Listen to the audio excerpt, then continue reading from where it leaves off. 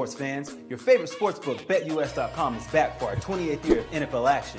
With the industry's biggest sign-up bonus of up to 200%, BetUS offers our members the opportunity to cash in on all your favorite sports, including NFL, NBA, MLB, and more. We've also got hundreds of new casino games, including the coolest new European slots, and our live dealers are waiting for you at the table. Sign up at BetUS.com today to get into the action. BetUS, where the game begins.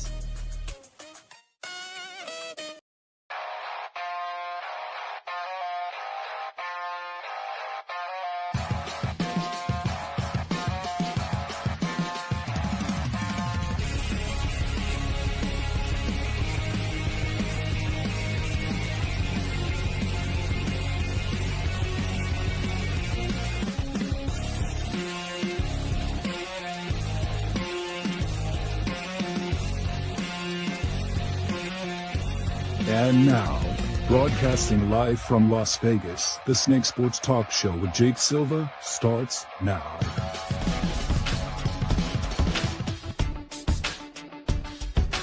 Here we go, ladies and gentlemen. We are live here on a Tuesday, and I know that we kind of changed up a day here, but Thursday no show. However, Friday is still on for us here on the Snake Sports Talk Show, however you guys may be watching and listening. Thanks for making us part of your day. Jay's joining us. Well, the home run derby last night was something exciting, and then tonight we've got the all-star game, and I'm happy they're going back to the original uniforms where everybody is representing for their organization. It's just more of it's more of appreciation for these organizations than anything else. I never understood, just having these preset uniforms. It just kind of takes the whole fun out of just, really appreciating all these organizations, in baseball. I just never understood that concept.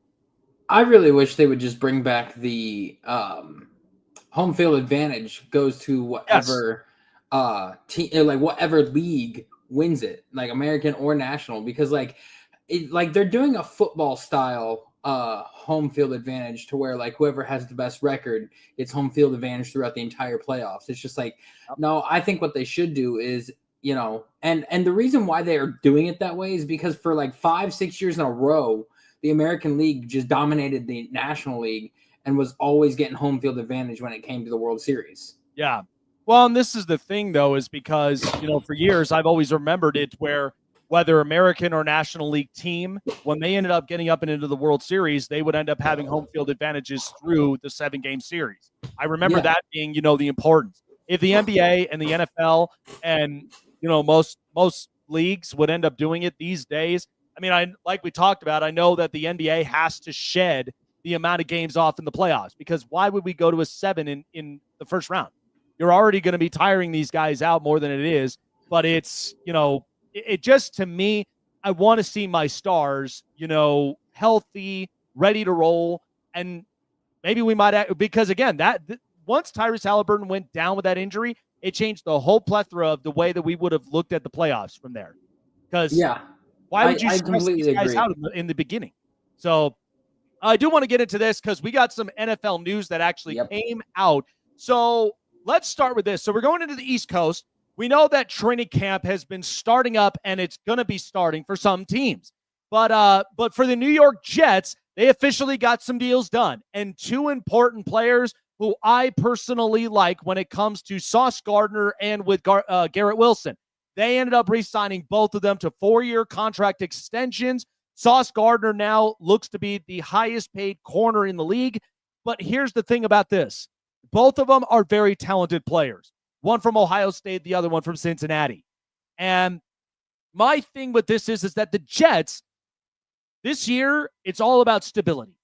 It's all about trying to build and rebuild the culture of what was supposed to be working for them when Robert Saleh was the head coach. Unfortunately, it was not the case the minute that you signed up and got Aaron Rodgers in the building. So now with Aaron Glenn keeps one of his top stars on defense and also keeps one of his top receivers on offense.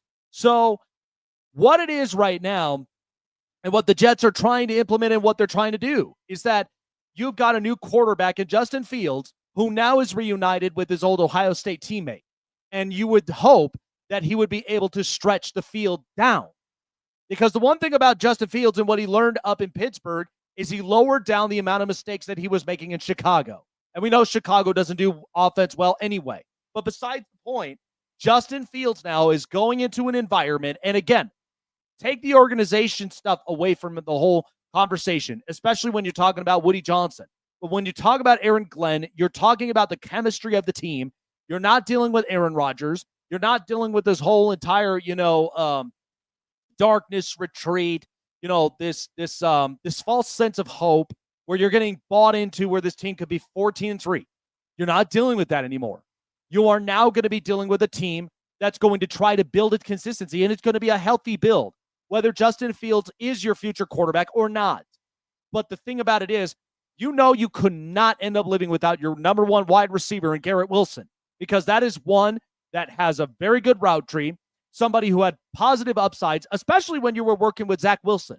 You had to do whatever it took to win games, be better up on defense, and that was exactly what it was. I feel like we're coming back to the year in which Robert Saleh, when he first got Aaron Rodgers, and in the first 5 minutes of the game, he's injured, and they have to go back to Zach Wilson. I feel like we're getting that year again this up-and-coming season. However, they're going to win 2 more games.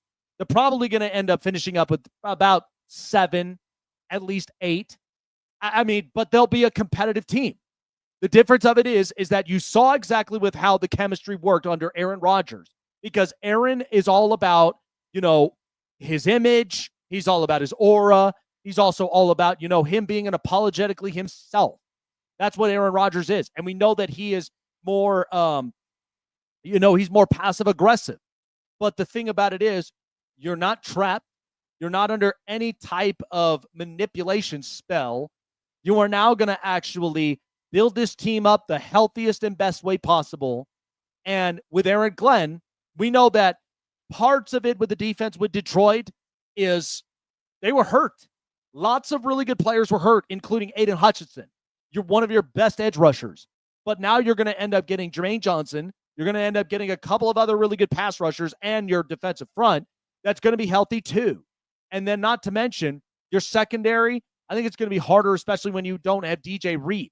So I think, in my opinion, I think that the Jets, to me, I actually have them as my favorite, best, worst team, going 7 wins or maybe even 8 in the AFC. I would end up having a different team up from there. People get confused with best, worst team. What I mean by that is that I know they're going to finish 4th in the division. They're probably going to end up missing the playoffs, but you are starting to build a healthier culture this time. You are starting to do the right thing. So adding in those 2 players up and into the mix that you already got deals done, you can now relax on the idea of Garrett Wilson possibly being up on the trade market. Sauce Gardner finally gets his contract extension. Is well deserved. And at the same time, and think about this. This is a good thing for Sauce Gardner himself, because now he's got his defensive coach again after Aaron Rodgers ended up getting Robert Saleh fired. And now he's going to have the defensive coach again, but there's going to be much more trust in the building. And Eric Glenn, a former New York Jet, he understands that. So that's the one thing that I know most people, it's hard to get behind. But let's be honest here. You know that the AFC East, it's all going to run through Buffalo. And you also are going to have some mixtures of New England, who I feel like could make the last wild card spot. The Dolphins, it's a make it or break it year this year. And the Jets, they're the Jets, but they'll be a better looking version of the Jets. And you're going to, honestly, I'm going to enjoy watching the sidelines when the defenses come out and the guys are just playing hard. That'll be the most exciting thing. And if the Jets, honestly, if they end up getting up into some winning streaks and spurts, you're going to love what the future is going to look like for the Jets moving forward. But again, it all comes down to you got to grab a quarterback. And to me personally, you should be patient. So once you get that future quarterback, because it's unfortunate what happened to Jordan Travis, but the thing about it is really Justin Fields the answer to your future? We'll find that out this upcoming season. All right. Kansas City ended up making a move as we're shifting up and onto it, but they made a move. They ended up extending their franchise tag guard Trey Smith to a big contract. So here's the deal about Kansas City, because Kansas City, they know that it's not a guard problem, it's a tackle problem, and a lot of people are really skeptical about it, including myself. Now, could this be the day? Could this be the year the Chiefs possibly lose out on the division? They can still make the playoffs, but could they lose the division? The Chiefs, to me, what did we learn from the Super Bowl last year? Is that once the defensive front and all those linebackers, when they busted through and they literally turned the entire interior and the outside tackles into Swiss cheese, you were screwed. You are back to looking like the Chiefs that got dominated by a defense against Tampa Bay again. That's what they looked like. Now, many people are like, well, they traded away Joe Thuney. Joe Thuney's getting up in age. And you know what? Good for Chicago getting themselves a veteran guard, because they know that they needed one, especially when you're trying to build consistency and stability in Chicago. If Chicago makes the playoffs, good for them. I would not even anticipate like them making the last wild card spot in the NFC, because we know with what the NFC North is built. But if they don't make the playoffs, that's okay too, because all you're trying to figure out is if the coach Ben Johnson works, Caleb Williams figures out a lot of the stuff that he ended up going through in his rookie season, and he's a lot better. He's got a bigger, better jump. And let's just hope the offensive line can defend their quarterback. But for the Kansas City Chiefs, they know they needed to lock in their interior side, because Creed Humphrey is a Pro Bowler every single year. Trey Smith is a valuable guard. So who are you going to honestly choose? One that's obviously on the tail end of his prime and about to retire, and he's already won multiple Super Bowls? Or are you going to end up going and getting the youngster extended because you know that he is very valuable and productive? So those are sometimes harder decisions you got to make. But I don't believe they overpaid their guard, because for multiple reasons is that because Patrick Mahomes is getting paid higher amounts as it is, but you have to defend your quarterback. And they know that Trey Smith, they can't win without him, because there goes your interior defense. There goes your interior blanket. You'll be watching Patrick Mahomes running up and down the sideline and running for his life because you now have the interior exposed. That's not what you want to happen. So I think, in my opinion, I mean, the Kansas City Chiefs, they're going to be interesting this up and coming season, but I feel like that because of where they're sitting at, I don't trust their tackles. I really don't. I trust their interior guards, and I trust their center, because the center is a Pro Bowler and he's the one that's being vocal up front. But to me, there's going to be a lot of pressures this upcoming season. And the games that Kansas City won that were close, 11 of them, you're not going to see that again next year. You're not, because a lot of those games are going to be ground and pound, and those are going to be a lot of battle-tested games. You're starting the year off on the road in international territory in Brazil against your division rival, the Chargers. That's not easy, but you know you needed to protect the interior side. So to me, Trey Smith, he's worth every penny, in my opinion, because you know Joe Thuney is up there in age, so you needed to lock up your youngster, and maybe potentially, if Josh Simmons really works the tackle, which I have high hopes on, who hasn't allowed, he hasn't allowed a whole lot of pressures and sacks at Ohio State. He's one of the top tackles before he went down with an injury. And so if you get that, and you go into next year's draft, and you go and potentially get a guard either up and in the second or the third round, who apparently is a very high-quality prospect, Kansas City's offensive line is going to reload again. But that's going to determine how this season really pans out. But I don't see them potentially winning up that division. I think it's going to be difficult. But yeah, good day, at least up and into the neighborhood, Chase. I will say, though, because with those extensions, I didn't see the Garrett Wilson one. Yeah, so Garrett Wilson, he ended up getting his extension. It was a 4-year contract. And now you got Sauce Gardner now being the highest paid corner. Yeah, I saw the Sauce one. I just never saw the. Yeah, it actually just ended up breaking out here from here. Yeah, we'll bring it up. but yeah, that it was important. And it was a signing that they know that they needed to make for both those players, because how many times have we been hearing about Garrett Wilson's name being up and into the trade block? So they have secured their number one receiver, and they know they're not going to let him go anywhere. They're not going to let that happen. And at the same time, no, but Terry McLaurin might be on the way out of the Commanders. Okay, so here it was. So the contract for Garrett Wilson is 4 years, $130 million. Yep, I just found it. Very good.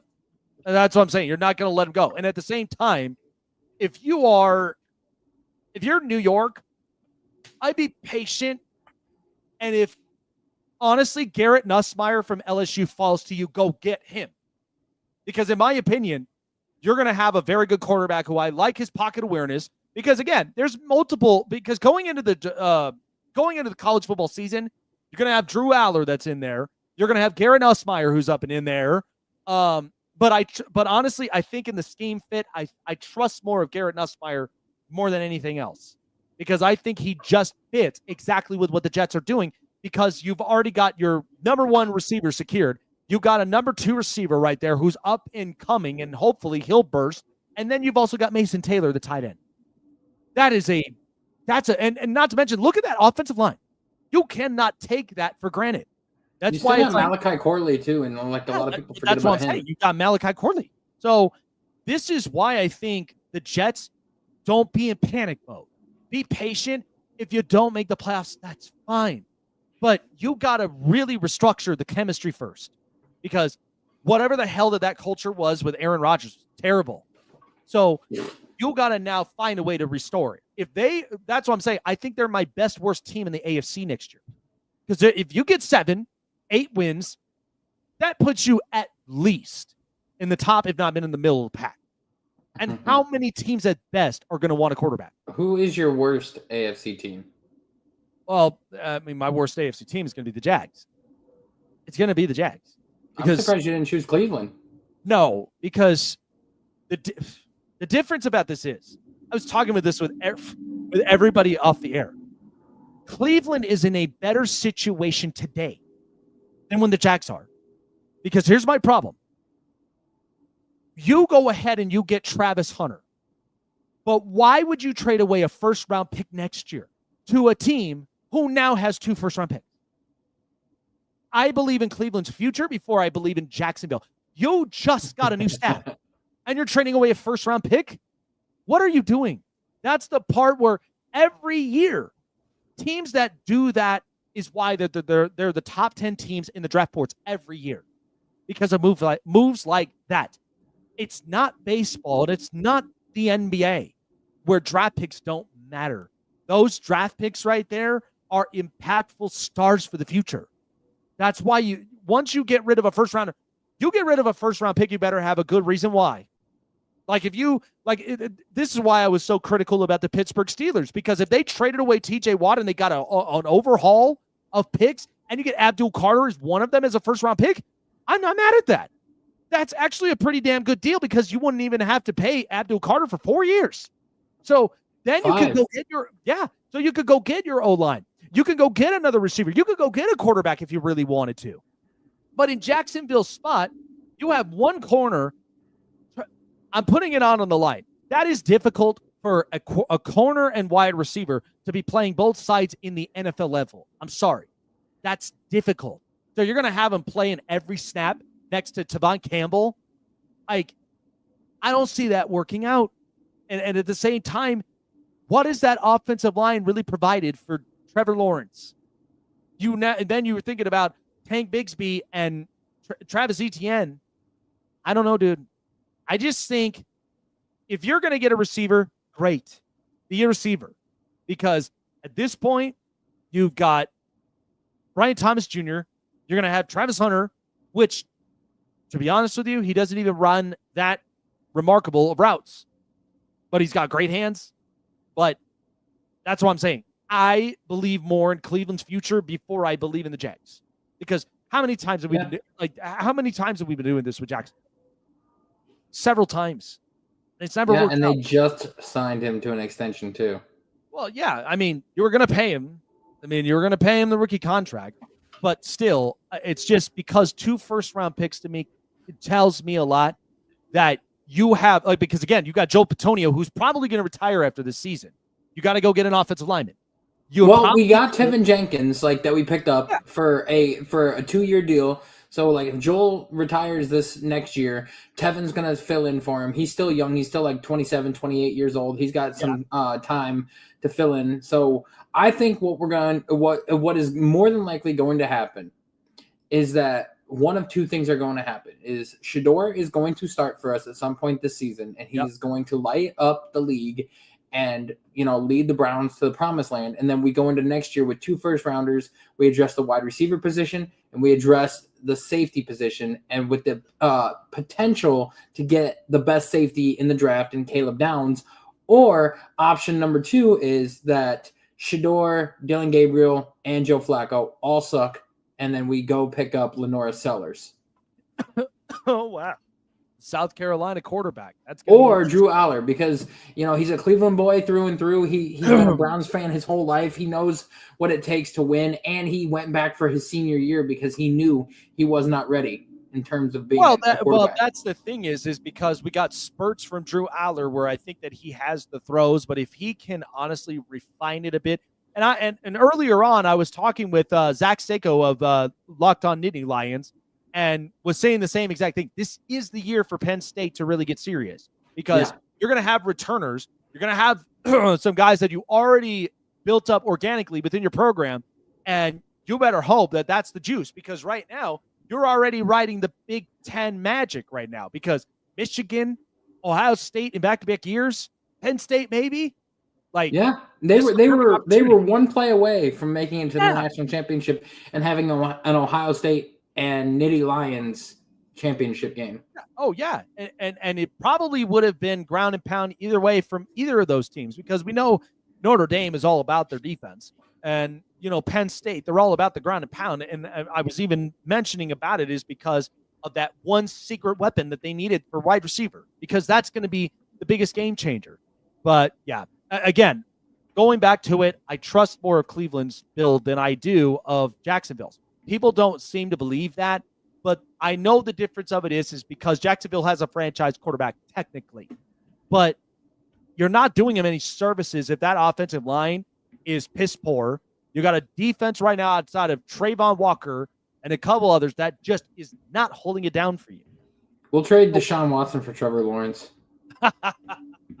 Yeah, have him come to the land. Well, we got a pretty good show here up and on tonight, but so since for many, many years and since 1953, Nicholaus has been the mark of arguably one of the most delicious tasting Kentucky straight bourbon, and you can see it. The red marker just tells the story for itself. Whenever you crack open a bottle of Maker's Mark, you are now leaving your mark of wherever the biggest moment in your life seems to be.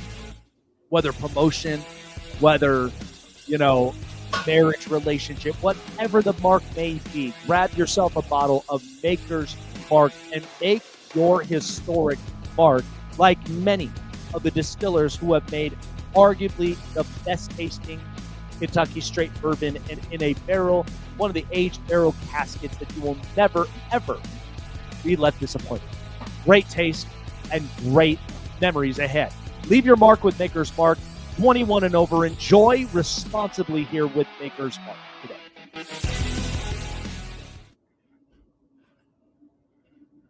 Looking for a show with the best takes and opinions? Want a show with the best coverage around the world of sports?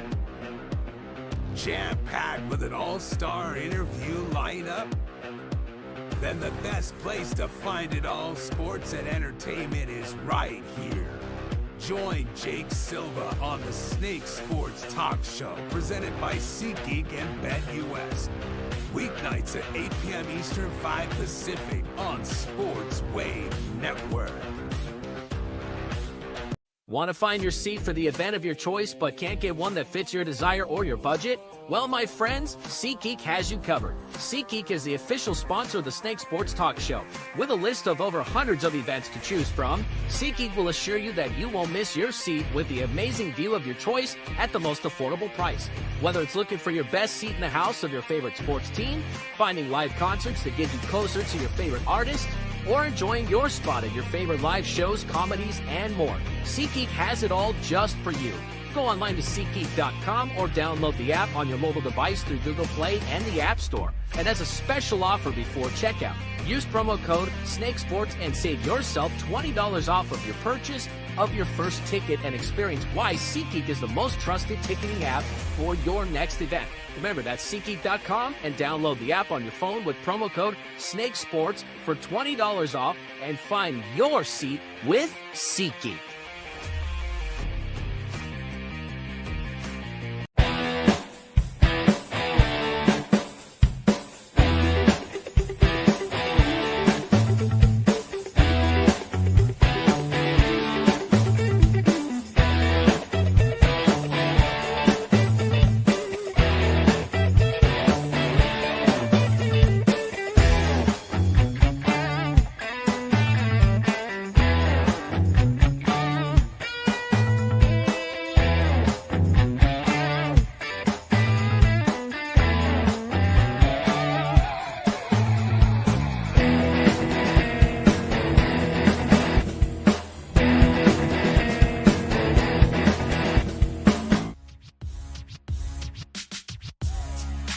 So I know Chase, obviously, being a fan of the opposing team in his division with the Cleveland Browns, I know he's obviously going to be smiling exactly with what I've been talking about because I've been talking about Pittsburgh for literally weeks on end.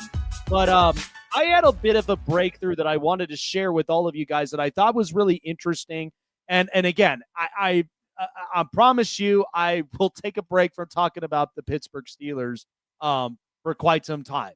But I had a breakthrough of this today, and I was starting to think about it because it just felt like that this would just be the perfect match, but even better than what they're getting right now with Mike Tomlin. So the Pittsburgh Steelers know that they have a lot of stuff on their hands. Obviously, it's Aaron Rodgers' last season in the NFL as their quarterback, and is hoping that Pittsburgh will get into the playoffs again and maybe potentially win a playoff game after all these years. So, but the problem is that Pittsburgh is the most paid team on defense. All they love is their defensive players. Once they ended up trading away Minka Fitzpatrick to the Dolphins and ended up getting Jalen Ramsey and taking on the contract, it's like, is there ever a time where like they actually want to care about offense for once? Like, it just seems like they just overly stack the defense. It's too expensive, and it seems a lot, too. These guys are getting older. What are some of these teams in the league doing? Like, Philadelphia just came fresh from a Super Bowl championship, and that defense is young. You got Jalen Carter, Cooper DeJean, and Quinyon Mitchell. You got several other players that are also young, and you re-signed Zach Bond. Like I told everybody else, you weren't going to find any other linebacker in that market outside of Zach Bond, and neither in the draft. So you're better off to end up getting, you're better off keeping your impactful linebacker that helped you to win a championship. Like everybody else, Williams and Josh Sweat, those guys are replaceable because it seems to me like Philadelphia, and even when they ended up getting Jahad Campbell, it sounded exactly just as I thought. Like you got a pass rusher. You got somebody who could play hybrids on both those sides. So it's not like they're going to be struggling. But to Pittsburgh's deal, they keep getting defensive players and they keep paying them. And TJ Watt's going to be expecting a higher contract, probably the most highest paid non-quarterback position in the league. And what are you going to do from there? I don't understand it. But besides that, we know that there's a lot on their hands. And we know that Mike Tomlin, if he doesn't end up getting this right this year, he'll honestly end up retiring. Like, he'll end up stepping away. And I think it should be the right move for him. But I was thinking about this. Chase is actually going to like this. But I'm looking at Pittsburgh's history. Pittsburgh is a well-respected franchise. They have a rich history. I mean, you go back to the Chicago Bears, the Green Bay Packers, multiple other organizations. To me, I started getting the feeling of this. If the Pittsburgh Steelers were to move on from Mike Tomlin tomorrow, who would replace him? I feel like that the perfect candidate who acts similarly like Mike Tomlin, doesn't take no crap, is more of a culture setter, but he's also not rigid. He's more innovative, and he's more open-minded. What are the chances Brian Flores would fit this job? I'm going to say this right now. I know many of you, listen, this is not even something that's like in a symmetry of like the types of coaches that we're talking about here. What I'm talking about is that if you look at Brian Flores and what he's learned about from his tenure in Miami and where he is currently with the Minnesota Vikings. By the way, do you guys even remember where Mike Tomlin came from before he took the Steelers job? He was a DB's coach in Minnesota. You don't think that the Pittsburgh Steelers would honestly end up repeating something like that again? Only this time, with Brian Flores, you knew the defense was going to be better anyway. But if Pittsburgh had to make the difficult decisions on defense, you already end up getting a couple of young defensive players, and you need to get younger. You need to start trading up some of these older guys to go and get more draft picks and more younger on defense so you could spend your money on offense. Because the last thing you want to do is you want to be trending backwards to where you don't even know if you're going to either have the same season as the New York Jets or you're lucky enough to even make the playoffs. I know everybody's harping about Will Howard this, Will Howard that, but you're better off not throwing him into the Wolves this year. Let him learn from Aaron Rodgers. Let him at least learn the playbook. But the bottom line is, I don't trust that offensive line. I don't even know what the run game is going to look like once you let Najee Harris go to the Chargers. And at the same time, too, like, you let go of George Pickens. So what exactly is your offense? That's the problem I have. That's the trouble I have grasping. But with Brian Flores, much like I look at Robert Saleh, and why he didn't end up getting at least a solid chance in New York is because, number one, you didn't have the right quarterback, which 65% of the league always whiffs on franchise quarterbacks anyway. It's hard, okay? And you're going to probably get, what, Chase, 3, 4 quarterbacks next year? So you got plenty of time with that.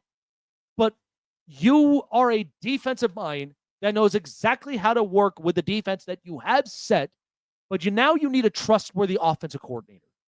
I don't even know if Arthur Smith, truthfully, could run the needle for me. That's the part where I have a little bit of an issue with. But if Brian Flores takes the job and he's looking at some offensive coordinators, I mean, could you imagine that if the Miami Dolphins, okay, let me be honest with you, if the Miami Dolphins let go of Mike McDaniel and Chris Greer, if they don't make the playoffs and they have a horrid year, man, I could see Brian Flores and Mike McDaniel teaming it up because, number one, there's an alpha in the locker room. There's a smart, innovative offensive mind in the offensive coordinating room who's working with the quarterbacks and the playbooks. I mean, Pittsburgh could honestly have an upbringing. You think I talk bad about Pittsburgh? I'm actually uplifting you guys right now. Like, do you realize that?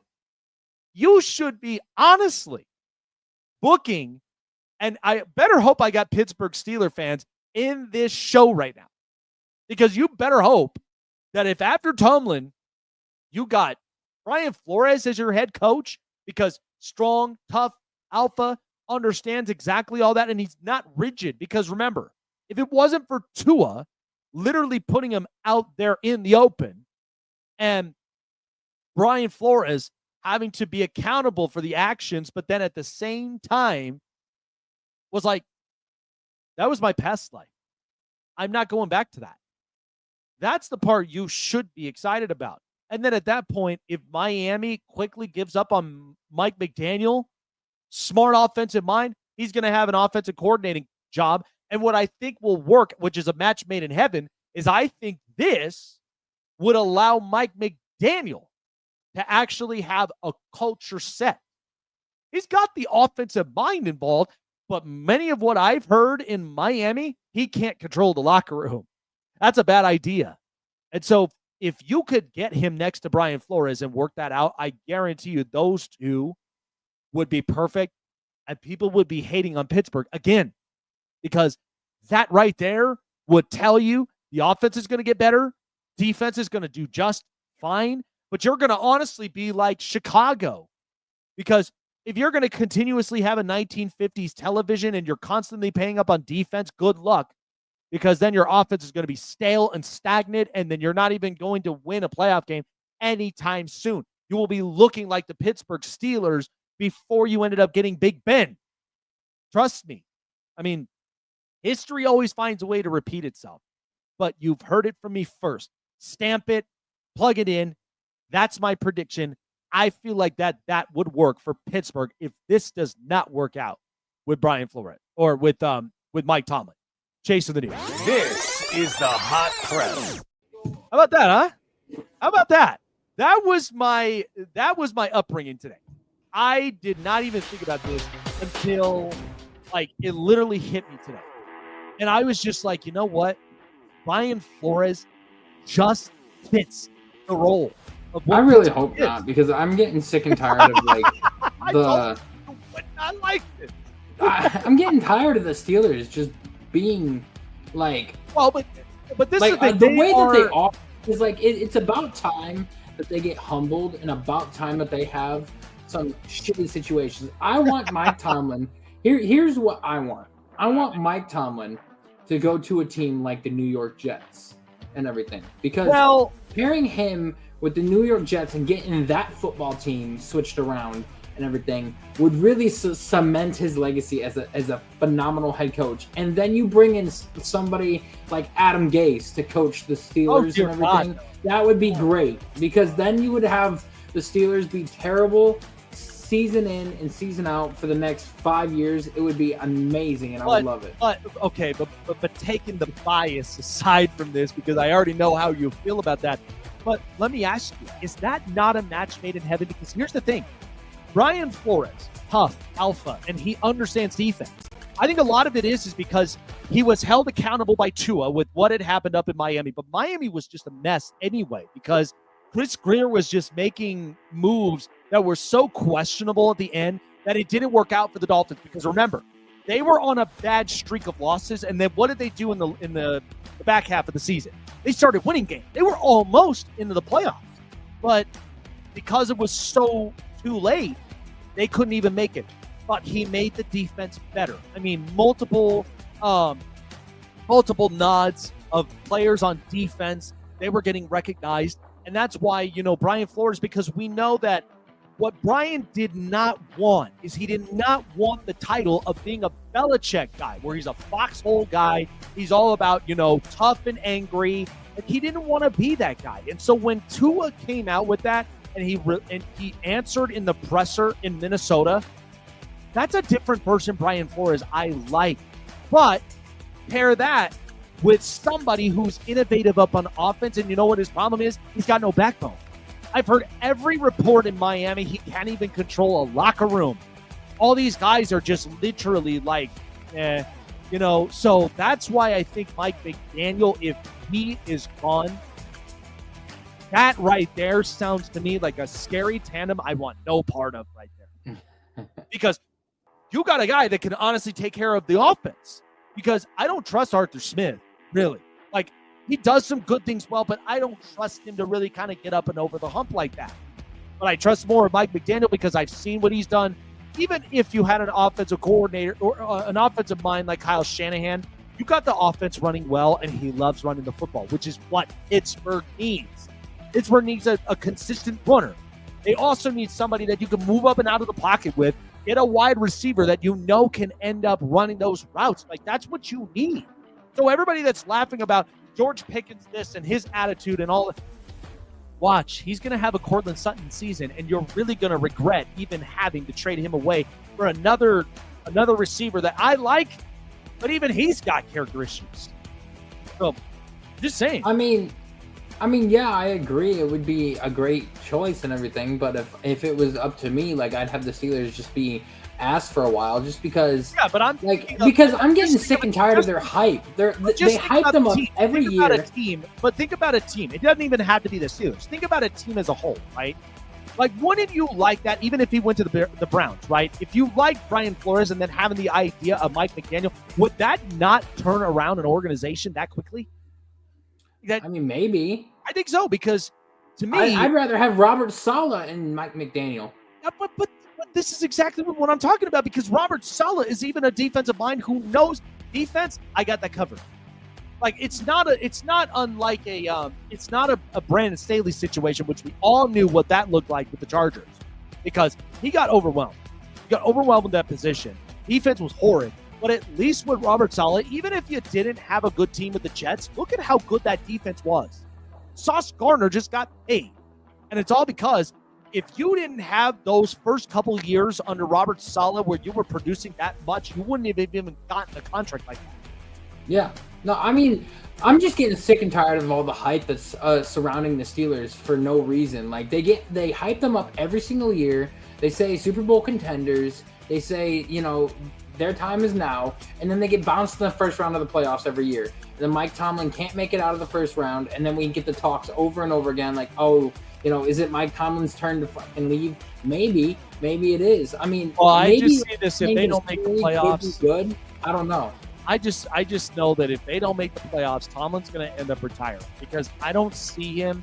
He's probably going to do like a Mike McCarthy. He'll take a year off, because usually a lot of coaches, they want to see what jobs are available, what's attractive to them.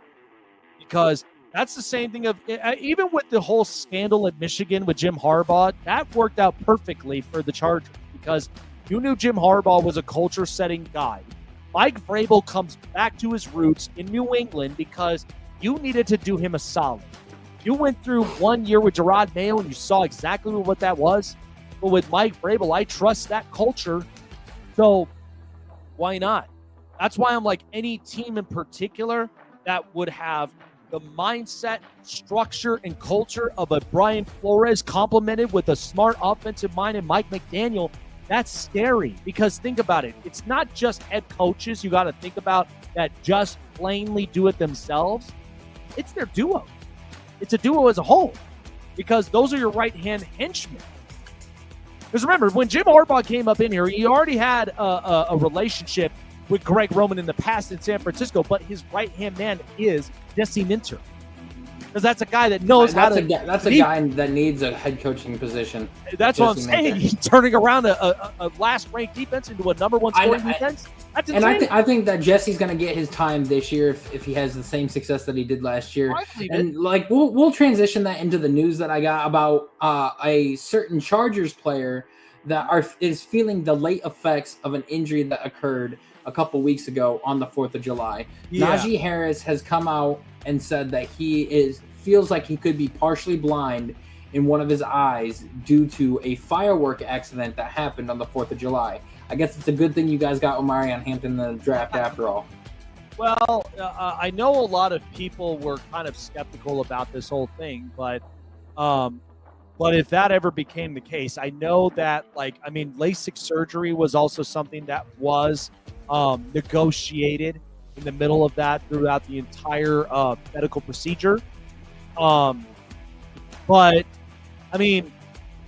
it's really tough, because I don't consider this the thing about it is that he's partially blind. So even if you got like a LASIK surgery or such, hell, maybe you can hit up, Jameis Winston's doctor and really kind of get the LASIK surgery done there. You know what I mean? But I remember when the accident happened with Jason Pierre-Paul, and he had to go around with a club as a hand.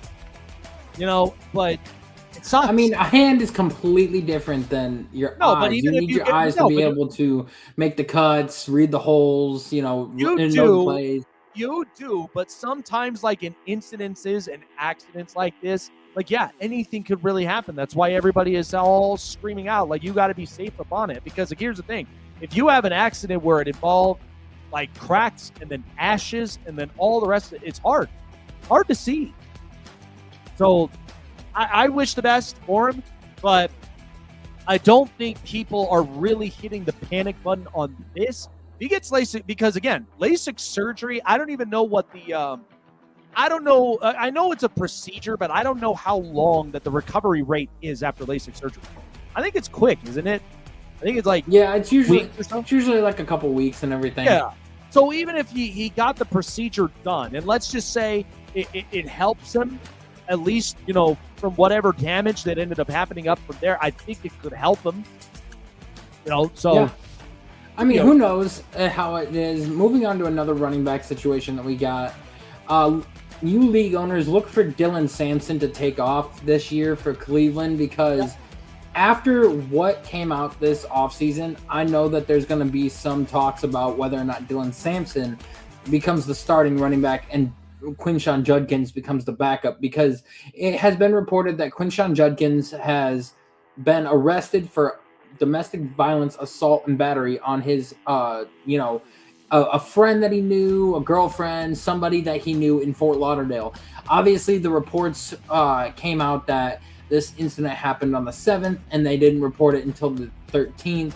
And so, a lot of people are questioning whether or not it actually happened, and questioning whether or not, this incident is just to get more publicity for the female and to look down upon Quinshon. Who knows what the real situation is? All I know is that we got another Cleveland Brown in the headlines once again. Yeah, I mean, the Quinshon Judkins thing, I mean, it really does suck. I mean, but I think even with Dylan Sampson, I don't know what this may do, at least as far as just the running back room is concerned, because I don't think there's really anybody else at this point after J.K. Dobbins got signed here to Denver. So I think your limited resources are starting to thin. But, to me, I think of Dylan Sampson, I just love his quickness and speed. But hopefully, if he can honestly shake up the tackles like what I watched in Tennessee, I think he'll be up in good shape. But, yeah, that is kind of a big hit for Cleveland. But, hey, if he gets this thing cleaned up, I don't think he would necessarily be the starter up from there. But you could always work your rotations up any way that you can. So I know that they want to work with Dylan and Quinshon as the 1-2 combo. So they may start off with Dylan and then put Quinshon in. And a lot of people are saying the Browns passed on the better running back out of Ohio State. Everybody always forgets about Quinshon Judkins at Ole Miss and how many yards he had and how many touchdowns. He had 20 touchdowns and over 1,400 yards in a single season. I knew once he hit the portal, and the minute that Ohio State got him, I was just like, oh, this is perfect. Yeah. Because that just means Ohio State was going all in. Now, it also makes you wonder, is the problem with Cleveland's PR team or Ohio State's PR team? Because this is the second year in a row that an Ohio State player has, been in trouble for domestic dispute and domestic violence. Michael Hall, the defensive tackle out of Ohio State that we had last year, our second-round pick, got suspended for the first 4 games of the season due to a domestic violence issue. And it's leading people to question, is this an Ohio State PR nightmare or a PR situation, or is it a Cleveland Browns? Because who's really covering this up and sweeping it under the rug? Well, a lot of times, I mean, we see this with PR stunts all the time. I mean, college, it's much more. I feel like that there's a part of a structure from there that's really important. We know that with NIL and such like that has been a difference maker, and it's really changed the I guess the entire plethora of just the way that these kids have been built these days. But we also know, because I've seen this with the Raiders. I mean, with the Damien Arnett, Henry Ruggs situation. Once these kids, we know that when they get into the NFL, you are arguably going to end up being paid high money even with your rookie contract anyway. And this just happens because you're a young kid. You even if you spent years up and in college, you've got to have a sense of direction anyway. And I mean, it's the thing that we preach about with these NBA players, because you're getting endorsement deals, you're getting all this stuff, you're getting everything up and around it. It's just like there's no sense of direction up from there. But I don't know. I mean, that's an interesting one, because I don't think I really necessarily have heard a whole lot from just Ohio State's PR as much, because I mean, I've seen this with Zeke, no problems. Seen this with Garrett Wilson, no problems. At least none of like the players that you know that are impactful, that make a difference in that program. We haven't heard that a whole lot, but I mean, we did with Zeke. Draft night, we heard the potential of a sexual assault allegation, after his first year in the league, we had a sexual assault allegation thing that led to a 6-game suspension, and we've later found out that it wasn't a true statement and everything. But that's the point that people are trying to make. With Ohio State being such a big, area and as big of a program as it is, and then these top shot players that are going to be high draft picks, people are looking at them like potential targets and everything. Or do they think that now that they're from the big name schools and now in the pros, they're going to target the teams that way? It's a conversation that a lot of people are having, and it's going back and forth with, and we have no idea. Like, is it the college system that's to blame for the reason why these players are acting out in the pros, or is it the pros not keeping a lid on these players and keeping them, in close quarters and everything like that? So I think the problem of it is that once you get into the pros, you're practically already a grown adult, and I think that's just the reality of it, because they're not going to be there to basically hold your hand in any way. I mean, yeah, my biggest thing is I would want to learn from a lot of the mentors that are in the league, but you're on your own at that point. It's just like me being a parent, and it's like you're going out there and you're experiencing the real world.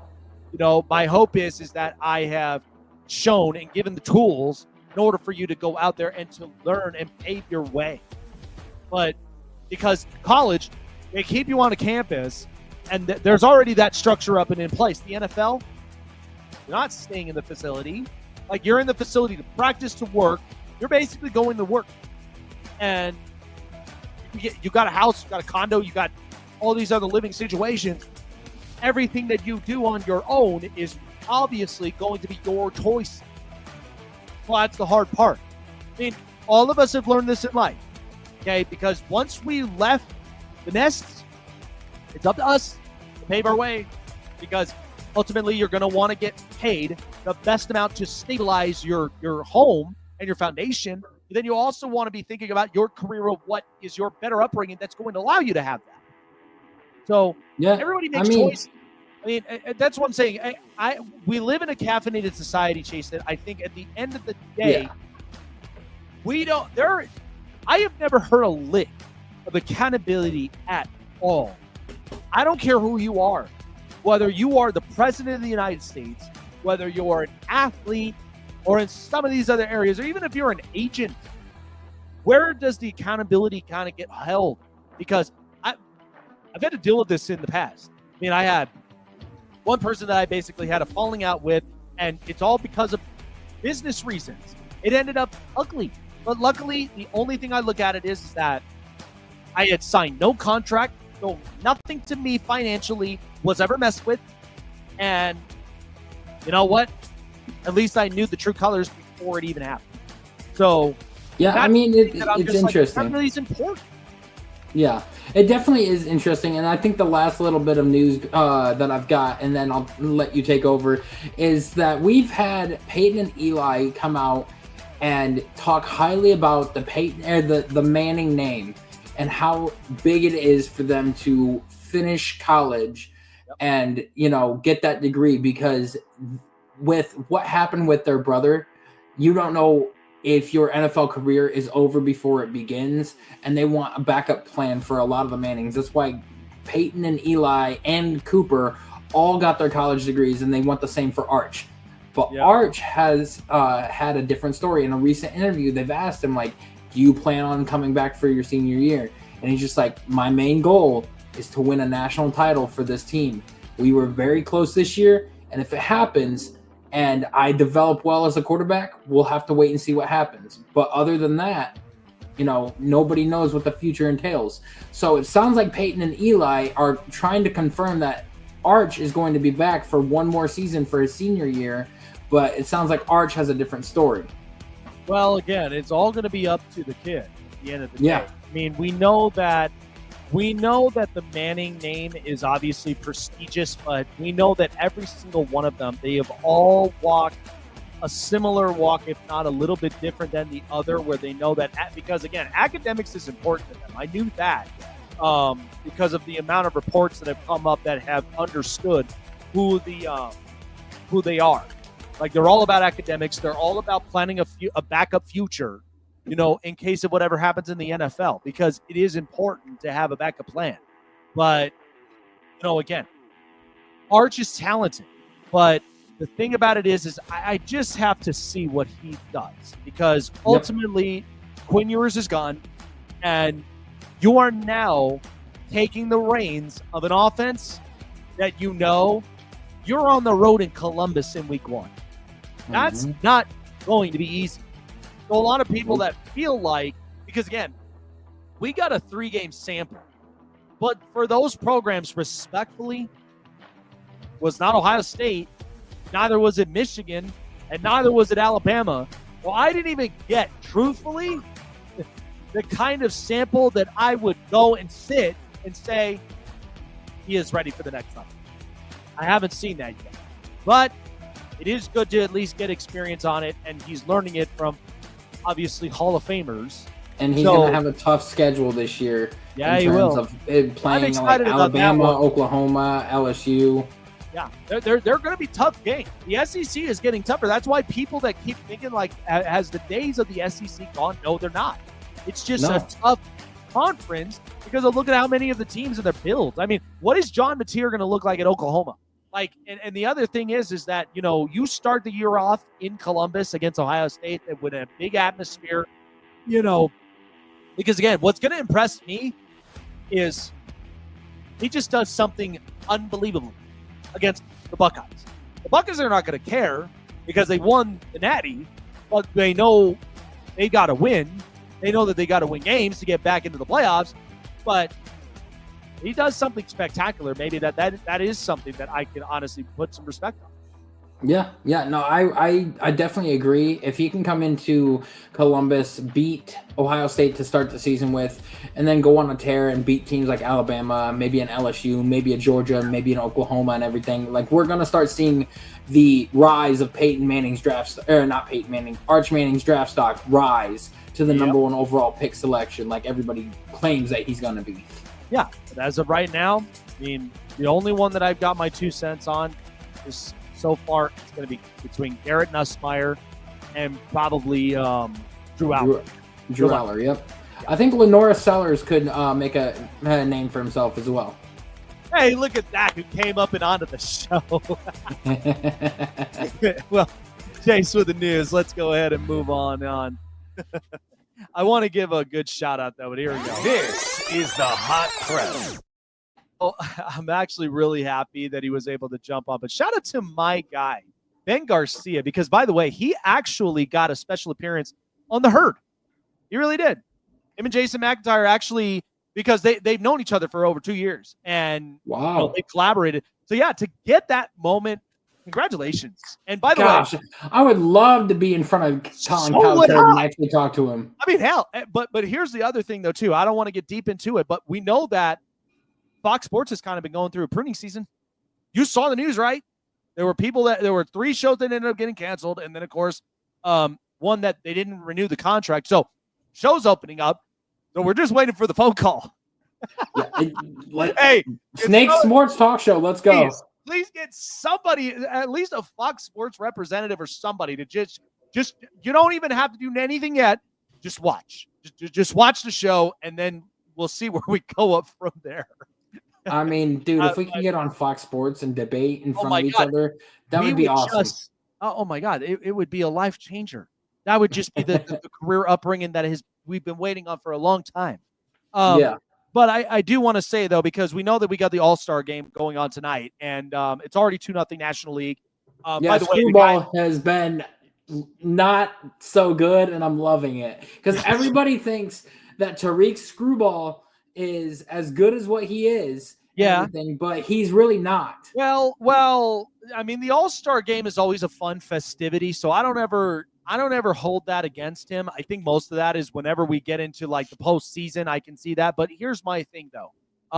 So we just saw earlier on what a special moment though for Ketel Marte. I do have to appreciate that because he ended up hitting he ended up knocking in 2 runs and started it off for the National League in a big way.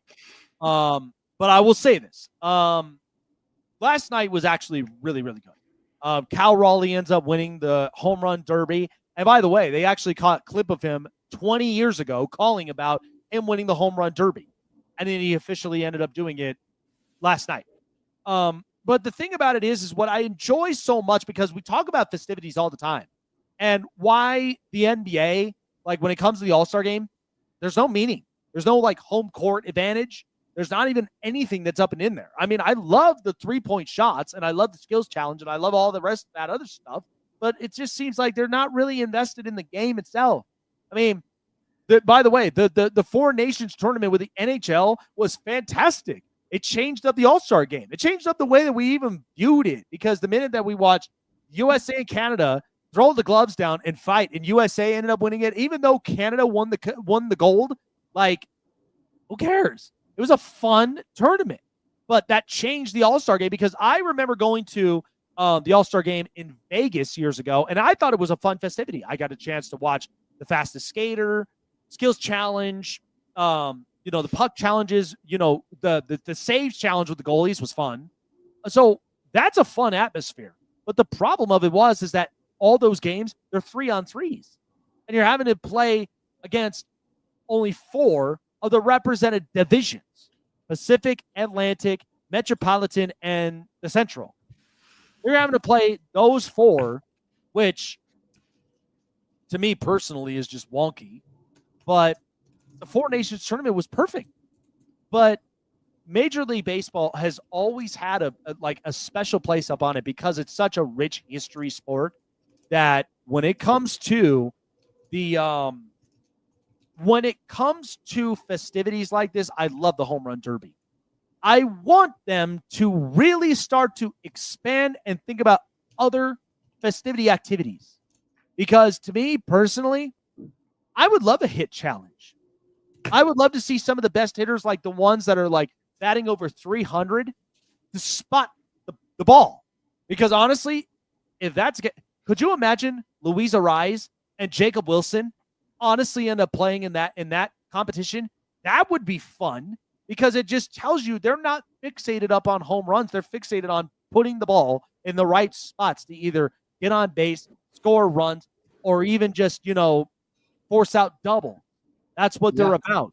I can imagine pitch location, starting pitchers, closers. You know what the fastest pitch for closers?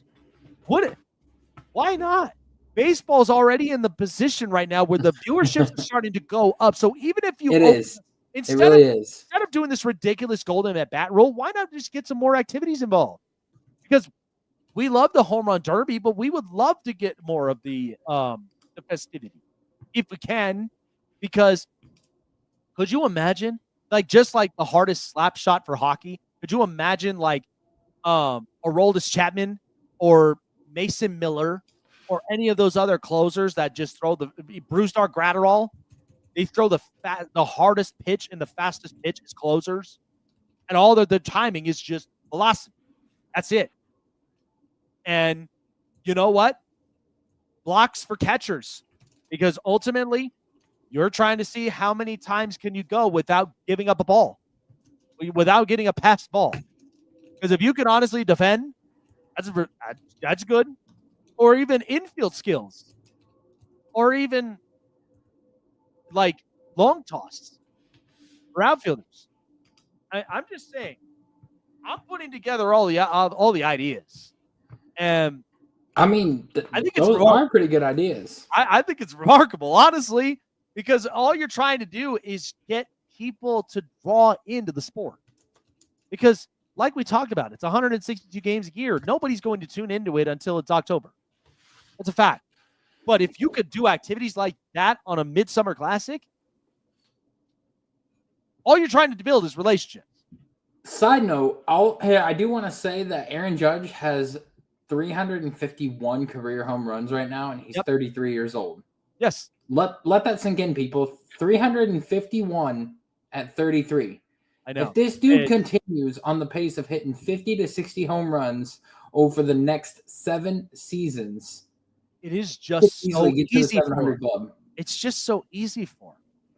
The fact that he's literally going to be up there with guys like Mike Trout and the rest of them, at least at that age, that's purely he could be one of he would actually be the 5th player in MLB history to get to the 700 club that fast, because even at an age that he's at, that's insane. Yeah, 351, and he needs 349 more to get to 700.